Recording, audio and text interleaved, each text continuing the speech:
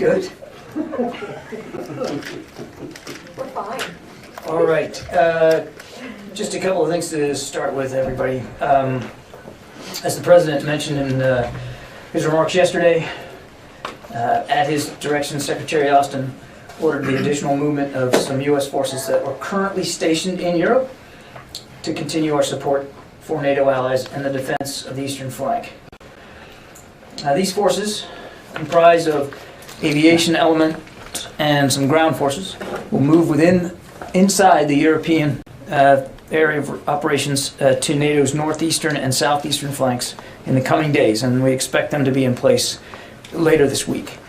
They include an infantry battalion task force of approximately 800 personnel that will be moving from Italy to the Baltic region.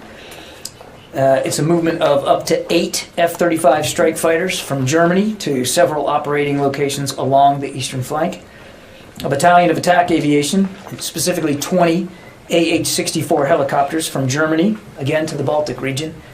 And an attack aviation task force, which is 12 AH-64 helicopters, will move from Greece to Poland.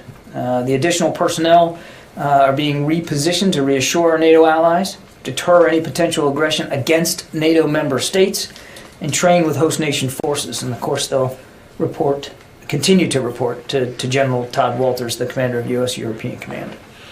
These moves are temporary. I want to stress that. They're temporary in nature, and they are part of the more than 90,000 U.S. troops that are already in Europe that are both there on rotational as well as permanent orders. And of course, as you know, the U.S. maintains significant numbers of combat-capable forces in Europe. Relatedly, U.S. Army Europe and Africa will be kicking off exercise Sabre Strike 22 later this month. The exercise will run through March with approximately 13,000 participants from 13 countries. Sabre Strike has been held every 2 years since 2010. This is the next year for it. It is scheduled during the wintertime to help demonstrate the ability to operate in austere conditions. The 5th Corps, Army 5th Corps, will provide command and control for the exercise. And conducting Sabre Strike now, we believe, demonstrates that U.S. forces in Europe can simultaneously support ongoing operations and regularly scheduled training without any degradation in support to our NATO allies and partners. Training events like Sabre Strike are planned well in advance, and this one was, and demonstrate that NATO allies and partners are stronger together, and through training and interoperability exercises, get stronger together. Lastly, I think you may have seen that the Secretary did approve a couple of requests for National Guard support here in the capital region. He approved that request yesterday. Those requests came from the D.C. government, their emergency management agency, as well as the U.S. Capitol Police. All told, among the two requests, it's about 700 Guards personnel and about 50 vehicles. They are designed for traffic support in anticipation of potential challenges to traffic here in the D.C. area surrounding some potential protest activity. I want to stress again that it's a relatively small number here, about 700, and they will be supporting traffic support needs. That's their goal. That's their mission. And with that, we'll take questions. Lita. John, the people are talking about this a potential invasion by Russia of a large scale being imminent.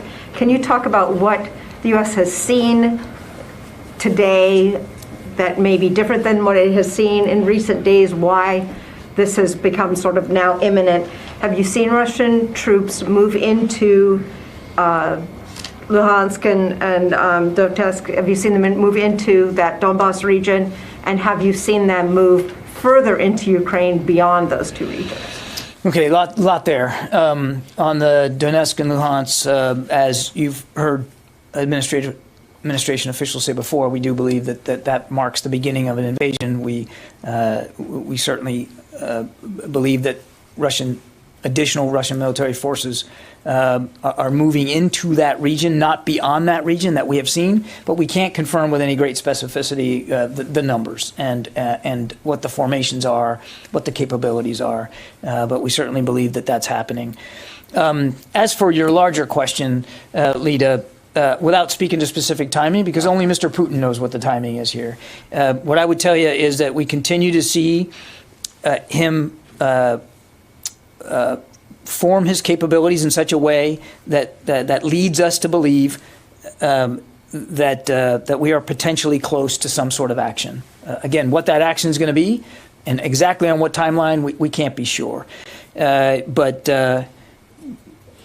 what we see is that Russian forces continue to assemble closer to the border and put themselves in an advanced stage of readiness to act, to conduct military action in Ukraine, again, at virtually any time now. We believe that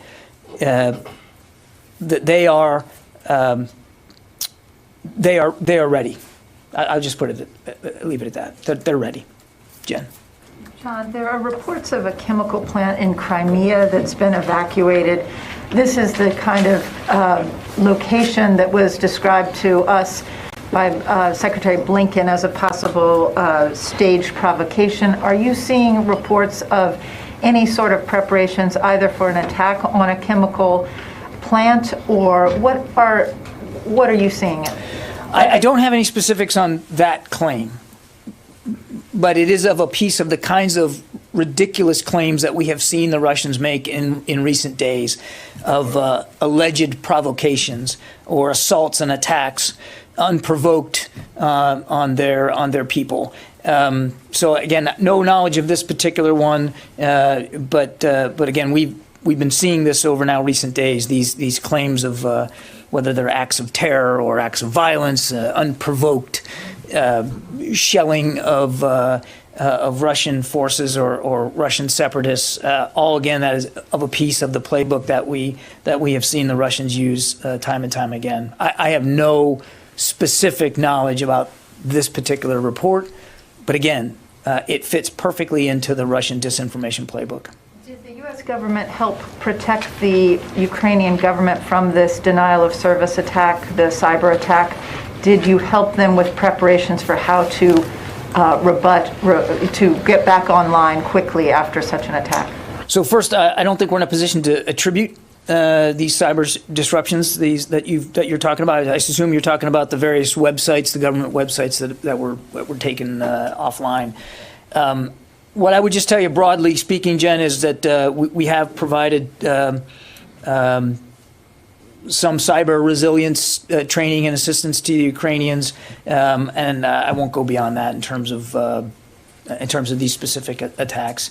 Again, not in a position right now to attribute them to any one entity.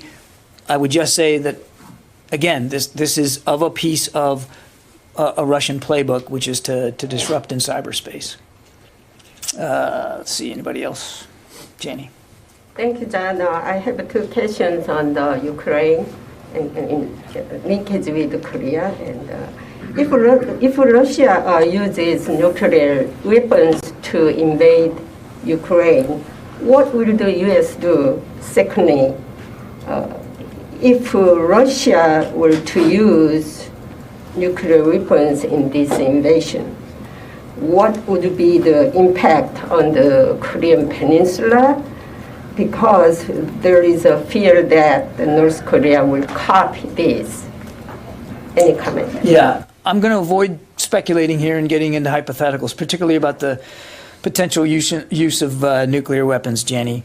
What we've said all along, two things. One, Mr. Putin has a lot of capability at his disposal right now. As I've said earlier, they are ready to go.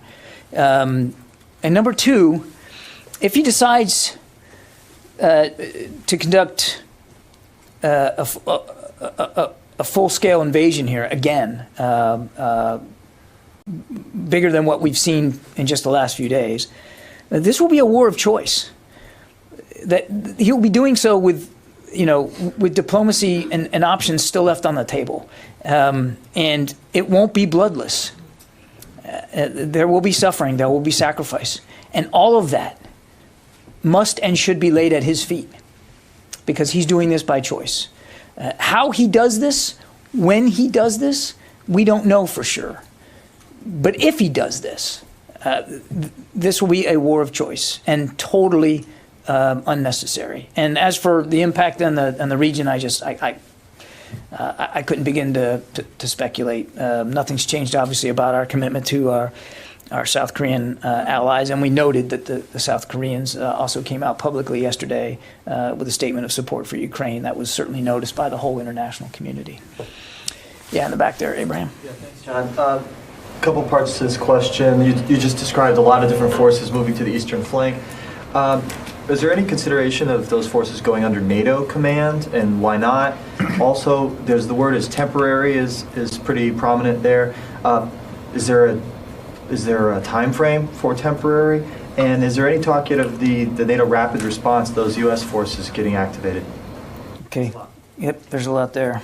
Right now, they're going to be under the command of General Walters in his U.S. European command hat. I don't know of any changes to that. Temporary, I don't have an exact time frame on this. I want to remind you that they were already in Europe. They're simply repositioning elsewhere in Europe. I don't have a time frame on how long that repositioning is going to be, except to say that it'll be as long as we believe it's necessary, and the host nations, the new host nations that will be hosting these units are willing to continue to have them. So this will be a constant discussion with each host nation that they end up in about where they go, how long they stay, and what kind of training opportunities they're going to conduct. This is really all about reassuring allies and partners and demonstrating that in tangible ways.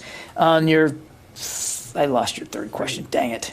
Rapid response force. Oh, that's a better question for NATO, Abraham. That's not a question for the United States.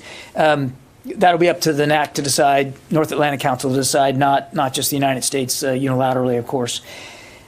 What I will tell you is that as you know, the Secretary has put on a shorter alert tether our contributions to the NRF, the NATO response force, so they are more ready to go if called upon. So while I can't give you any sorts of timing or certainty about whether the NRF is going to be activated, what I can tell you with certainty that is, if it is, our contributions to the NRF will be ready to go and will contribute fully. But they're still in the United States, correct? Correct.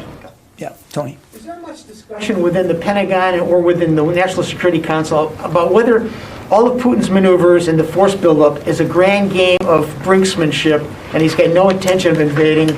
He just wants to show his muscle, get the U.S. and NATO to commit to not letting Ukraine into the alliance. In other words, a game of brinksmanship, bluffing, but not really an intent to invade. We have seen no indication of that, Tony. Let me ask you though, has it been groupthink here though? You're all thinking, just assuming he's going to do this? Or have you actually skeptically look at whether this is just a bunch of BS brinksmanship, albeit on a grand scale? Tony, we've been looking at this now for months, and we've been talking to allies and partners for months. The Secretary was just in Brussels last week meeting with all his counterparts in the alliance.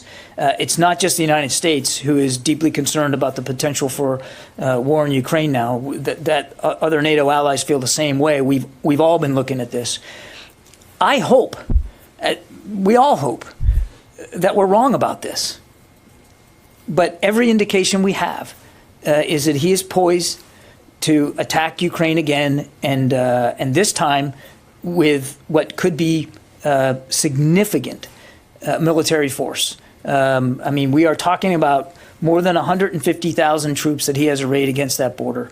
As I said earlier, we believe that they are now at a state of readiness where they could attack at any time. That's what we're seeing. And that's what we've been saying. We've been talking about this very openly now for weeks. We've seen, sadly and unfortunately, no indication that he's willing to de-escalate, move those troops back home, and actually get to some sort of serious diplomatic solution. Every indication, rather, that we see is quite the opposite. Let me ask you a China-related question. Is there any indication that President Xi has given his tacit or explicit approval to Putin for a force, for an invasion? You recall there was speculation that an invasion wouldn't happen until the Olympics were over. The Olympics are over now. Any indication that China has given its wink and nod? Well, I mean, I would point you back to the February 4th statement that she and Putin put out. Was certainly we took as tacit approval for what Mr. Putin is doing. You could point also to concerning comments by the Chinese Foreign Ministry yesterday that made it clear that they weren't going to support any what they called unlawful unilateral sanctions against Russia, and then blame the United States for contributing security assistance to Ukraine, somehow blaming us for this issue. No mention whatsoever in their statement about the 150,000 plus soldiers and the threats that Mr. Putin has been lobbying against Ukraine now for many weeks, including just yesterday. We wonder, can it really be the Chinese policy now to support separatist movements over the sovereignty of nation states? That's an interesting twist, isn't it? Sylvie. Thank you, John. Is there any? I would like to go back to the movements of U.S. troops to the Baltic states and to the eastern flank. Is there any consideration of sending more U.S. troops if there is an invasion, and on a permanent basis on this eastern flank of NATO? There's nothing. There's no expectation at this time, Sylvia, that we're going to move to more permanent basing on NATO's eastern flank. What we're talking about now are short-term, temporary, rotational redeployments, if you will. As for your first question, whether there's, I assume what you're asking is, are we going to send more troops from the United States to NATO's eastern flank? And I have no such announcements or movements to speak of today, but as I have said repeatedly, we're going to keep all options on the table. I'm not going to rule out that the Secretary might want to consider that should there be a need. We're looking at this day by day. And just yesterday, as you saw, we did reposition inside Europe, and there are lots of options available to us to continue to look for ways to reinforce that eastern flank. But this will be temporary. You don't think about changing your posture in case of an invasion. Right now, we're focused on reassuring the allies, and we're going to be in constant contact with them and consultation about what that looks like and how you do that. Given the current tensions on the continent. It's too early to tell whether any of this is going to lead to some other longer-term posture changes. We're just not at that point right now. Barbara. You mentioned before that if this conflict breaks out, it would not be bloodless. So I assume that's also somewhat of a caution to Russia, that it would not be bloodless for them and their troops. Can you be any more specific as this is assessed? Or is the Russian military, to use the expression, really 10 feet tall? Or do you see some vulnerabilities for them here? So clearly, if he chooses war, he chooses violence, which means he's deliberately choosing to put lives at danger, soldiers' lives, civilians' lives. And he's going to have to bear the responsibility for that. And I would hope that he understands that some of those lives at risk are going to be his soldiers' lives. And he's going to have to answer to Russian moms and dads about their soldiers that aren't making it back home alive or making it back with injuries. He's going to have to answer for that. And as for the 10 feet tall, look, I think getting into qualitative assessments here of militaries is probably not the best exercise for me right now. They have, as we've said for a long time, significant combined arms capabilities arrayed against Ukraine right now. And they are ready to go right now, should that be the way that Mr. Putin wants to go. And we would obviously like to see that not happen. And we would like to see him de-escalate. We would like to see him make a better choice here, which we still think there's time to do, and de-escalate. Move those troops back to garrison. Move them back home. Keep them safe, and not pursue a war of choice totally on what is his whim. As we sit here today, are there still active, functioning channels of U.S.-Russian military-to-military communications? Are you able to, the secretary, the chairman, are you able to pick up the phone, and will your counterparts talk to you? Well, I would point to conversations that we've read out in just recent days. The secretary spoke with Minister Shoigu just a few days ago. Chairman Milley. Talking about right now. I know, I'm getting there. Chairman Milley has had many conversations with General Gerasimov, his counterpart, and we have seen no indication that those lines of communication between those two leaders are closed.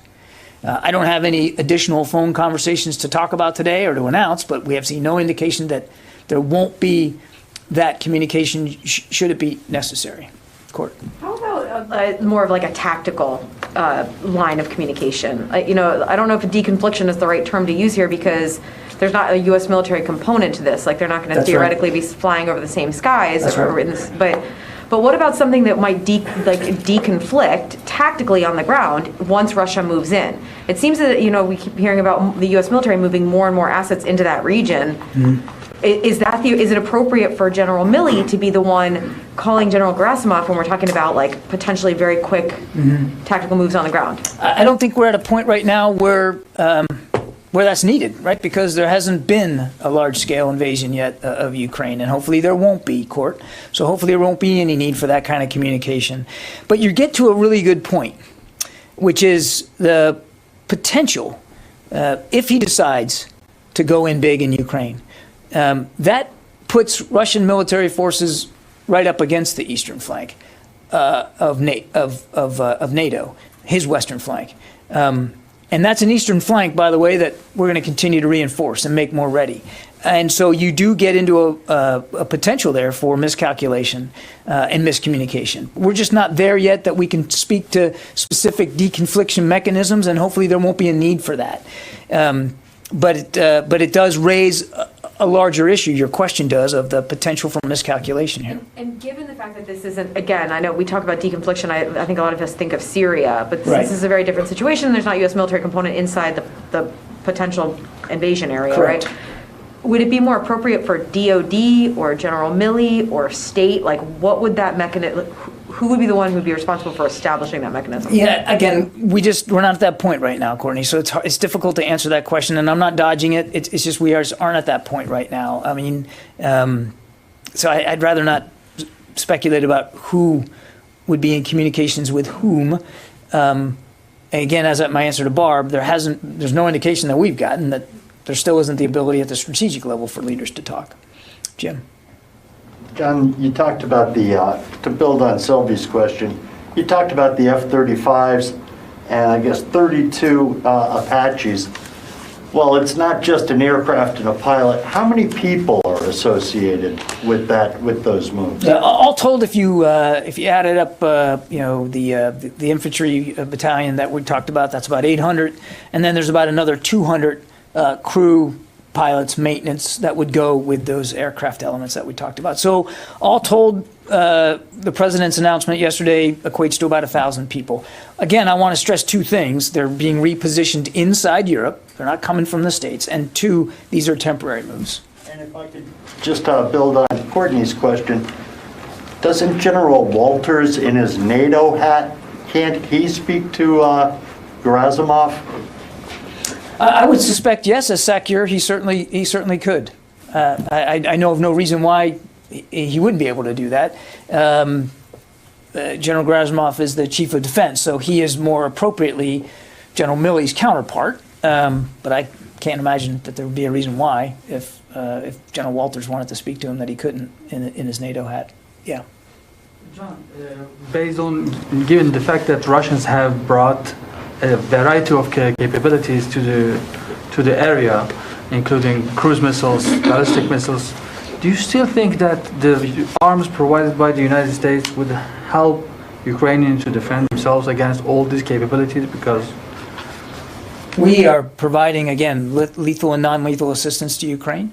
They've expressed their gratitude for that assistance. I would remind you that, well, a couple of things, $650 million just this year alone, and we're still in discussions with them about what kind of support they might need going forward. And we're in constant consultation with them about their needs and what we can provide. It's not just us. That's my second point. Other nations are as well stepping up to provide both lethal and non-lethal assistance to Ukraine. Let me go to the phones here. I haven't done that yet. Let's see. Mike Brest, Washington Examiner. Thanks for taking my question, Mr. Kirby. A little bit out of left field, but the 90-day period that General Michael Garrett had to look into the Syria strike from 2019 expires this weekend. Would you details or take the question? You know what? You broke up there, Mike. Can you just repeat the last part of your question? Yeah, so the 90-day period for his investigation into the 2019 Syria strike expires this weekend. Could you provide any update or take the question? I know that he's wrapping that up, Mike. I don't have a specific timeline of when that's going to be turned in and reviewed. I will take the question and we'll see if we can't get you a better answer. Tom. Hi, John. Good afternoon. I have two questions, one on Ukraine and one on the Guard deployment. Which would you like first? You can decide, Tom. The Guard deployment is the easier one, perhaps. There's been reports and complaints and concerns by the District of Columbia government and Capitol Police. They don't have the ability to remove trucks, tow trucks, in other words, to remove any trucks that impede traffic situations. Is there any Defense Department assets that could be made available to help them in this situation? You know, I don't really know, Tom. I mean, the request that we got was for some personnel and 50 vehicles to help with traffic flow. There's been no request of the department for tow truck capability, and frankly, I'm not sure that we have a lot of that, to be honest with you. That's what I was saying. I actually don't know how many tow trucks we own, but I don't think it's very many. So, again, we're focused on meeting the requirements that they laid forth for help. Again, it was roughly 700 guardsmen and 50 vehicles. What's your second question? On Ukraine, you've talked a lot, and others have talked about what the Russians are doing is out of their playbook. In other words, everything they're doing is sort of doing their playbook. Yeah. Yet the massive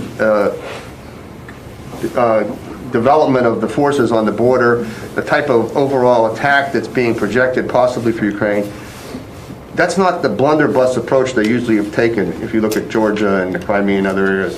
What playbook are they emulating for this possible attack on Ukraine? When we talk about the playbook, as you will, we're talking about the preparatory moves that we have seen them do in the past, and 2014 is a great example of that. And when we look at the kinds of pretextual things they were doing, it seems to me like they haven't updated their playbook in a long time, because it's the same kind of stuff. It's claiming that they're the victims, creating false events, or even not even creating events, but simply claiming that things happened that never did, to paint themselves as the victims. As if Ukraine, which has never attacked anybody, is all of a sudden going to spuriously attack Russia and threaten their national security when there's 150,000 plus troops along the border. I mean, it is ridiculous. But that is exactly the kind of plays we've seen them run, the preparatory plays. Now, to your point, and it's a fair one, what we've seen them array against that along the border, more than 150,000 troops and significant, as I said, combined arms capabilities, that is something we haven't seen them do before. Where do you think they've gotten that tactic from, that strategy from, since they've never employed it in their past adventurism? That is a great question for Vladimir Putin. I mean, I'm not trying to dodge the question, but like the Russian accent. I'm not trying to dodge the question, but we don't know. I mean, we can't possibly get inside his head to figure out, why he's doing it the way he's doing it. And again, Tom, at the risk of sounding like a broken record, it doesn't have to be this way. He can make another choice. Of all the options he has available to him, The one he still has is diplomacy, if he chooses, and we just haven't seen an indication to do that. Mike? Hey, John, two questions. First off, any idea whether or not Russia's also used the Wagner Group mercenaries as part of this invasion force, or is it strictly sort of mainline Russian army troops? I have not seen any indications of that. I can't. Anything like that? I haven't seen indications of the Wagner Group being used, but again, that's really that might be a level of detail we don't have. Okay. Also, to go back a little bit in history, the Soviet Union conquered Hungary in '56, rolled through Czechoslovakia in '68. The U.S. complained and made a lot of noise, but nothing really happened. How will this turn out different from what's already happened in the past with their former satellite countries? I was a history major at the University of South Florida, but I don't know that I can answer that one. Well, let me just put it this way. What we hope happens is that he de-escalates, and this war of choice doesn't occur. It's difficult if he chooses to go ahead. And again, every indication is that he will. It's the one thing any student of war will tell you is it's unpredictable once it starts. It's the old adage, I think it was Eisenhower, right? No plan survives first contact. It's difficult to know where this will go. What we believe is that it will involve significant casualties and destruction. And that it will only cause instability on the European continent, rather than the stability that I think most of the world and certainly the West wants to see. Where it goes beyond that, I just don't know, Mike, because we don't know really what he has in mind here. I mean, he's pretty much, in terms of military action, that's what I mean. If you look at his speech, he was pretty clear, wasn't he, about the disdain he has for Ukrainian sovereignty, and the false claim that Russia created Ukraine. I mean, it's pretty obvious that, as the Ukrainian foreign minister said just when he was here, that Putin wants to erase Ukraine as a nation state. What that ends up looking like long term is difficult to know. And again, at the risk of sounding like I'm dodging, and I'm not, I truly don't know the answer to your question. It's a good one, and I don't know anybody could know that. But it doesn't have to be that way. It just doesn't have to be that way. He can choose a different path here, which is still open to him, and that's what I think all of us would like to see him do. I get time for a couple more. Yeah, go ahead. A country is invading another country just because that country wants to be part of an alliance that the United States is leading, like NATO. Isn't that an indirect threat to NATO and the United States national security at the same time? Well, predominantly, it's a threat to the Ukrainian people. And I think, again, if you go back and look at his speech, certainly he's groused about potential NATO membership for Ukraine, no doubt about it. But he laid out an even more sweeping alternative reality in his speech, that it isn't just about whether or not NATO, Ukraine joins NATO. As for whether it further threatens NATO, I think that remains to be seen. Clearly, we are making it very obvious that we take our obligations to NATO seriously. That's why we're sending these additional forces. That's why we're bolstering our allies. That's why Secretary Austin was in Europe just last week to deliver that message, so that Mr. Putin knows, and quite frankly, our allies know too, what President Biden said. We will defend every inch of NATO territory. Again, we don't want to see it come to that. But if it does come to that, the United States will be ready. Okay.